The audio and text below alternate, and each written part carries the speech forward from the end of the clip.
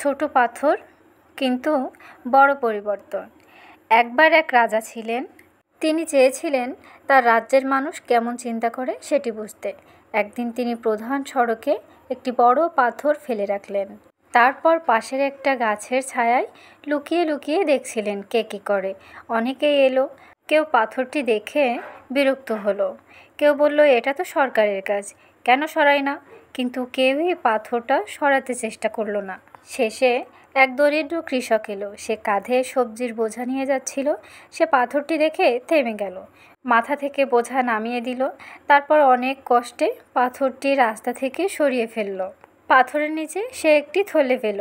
তাতে ছিল সোনা আর একটি চিঠি। এই পুরস্কার সেই ব্যক্তির জন্য যে নিজের দায়িত্ব মনে করে সমস্যার সমাধান করে। ইতি রাজা। গল্পটি থেকে আমরা কি শিখতে পারি বলেন তো?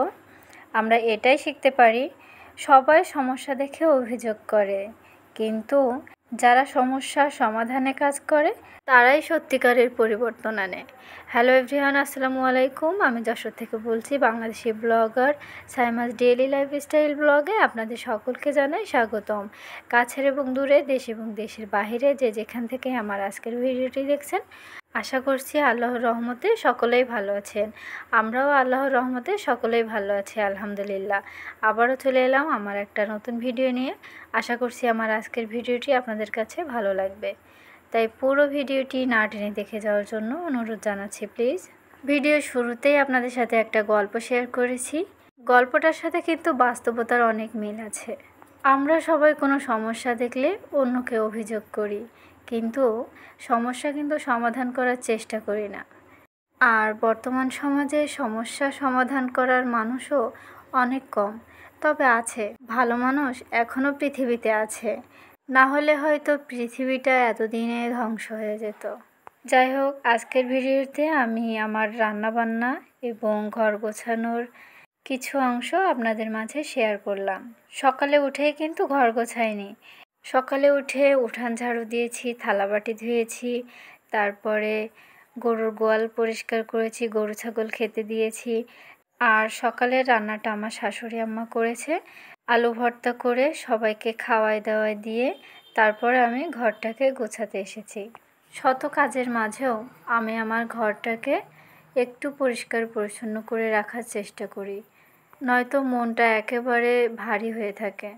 কারণ যে জায়গাতে আমি থাকবো সেই জায়গাটা যদি পরিষ্কার পরিচ্ছন্ন না থাকে, আসলে সেখানে তো থাকাই যায় না।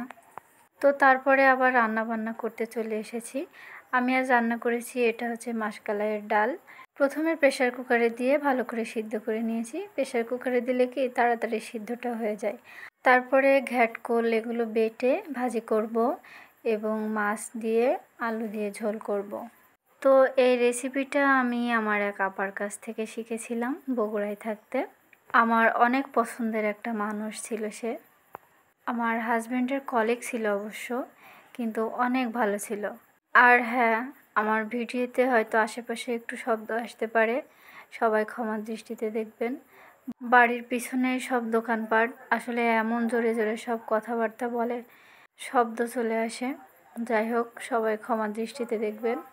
তো আমি মাছের ঝোল করার জন্য সমস্ত মশলা করে নিচ্ছিলাম। এখানে সরিষা, জিরা, মশলা এবং রসুন, আদা সব কিছু বেটে নিয়েছি। তারপরে পেঁয়াজ মরিচটা একটু ভালোভাবে ভেজে নিয়েছি। নেওয়ার পরে বাটা মশলাগুলো সব অ্যাড করে দিলাম। আর তার আগে মাছগুলো আমি ভালো করে ভেজে নিয়েছি। এই রেসিপিটা আমি যার কাছ থেকে শিখেছিলাম, ওই আপা অবশ্য মাছগুলো ভাজেনি, না ভেজেই রান্না করেছিল। কিন্তু আমার হাজব্যান্ড আবার মাছ না ভাজলে খেতে চায় না, পছন্দ করে না আসলে। তো সেই জন্য আমি আগে থেকে মাছগুলো ভেজে রেখেছিলাম।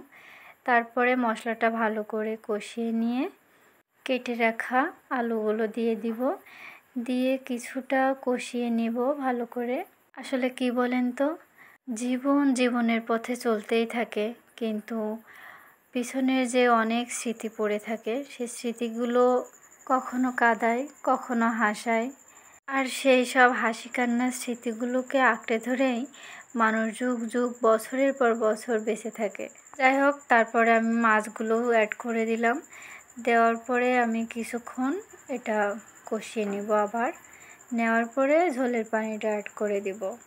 তারপরে যে যেমন ঝোল খেতে পছন্দ করে পরিমাণ মতো রেখে নামিয়ে নিতে হবে। রান্নাটা কিন্তু অনেক সহজ। ভিডিওটি কেমন লাগলো আপনাদের কাছে সেটা কমেন্টে অবশ্যই জানাবেন। আজকের ভিডিওটি এ পর্যন্ত। আবারও নতুন কোনো ভিডিও নিয়ে আপনাদের মাঝে হাজির হয়ে যাব ইনশাল্লাহ। সে পর্যন্ত সবাই ভালো থাকবেন, সুস্থ থাকবেন। আল্লাহ হাফেজ।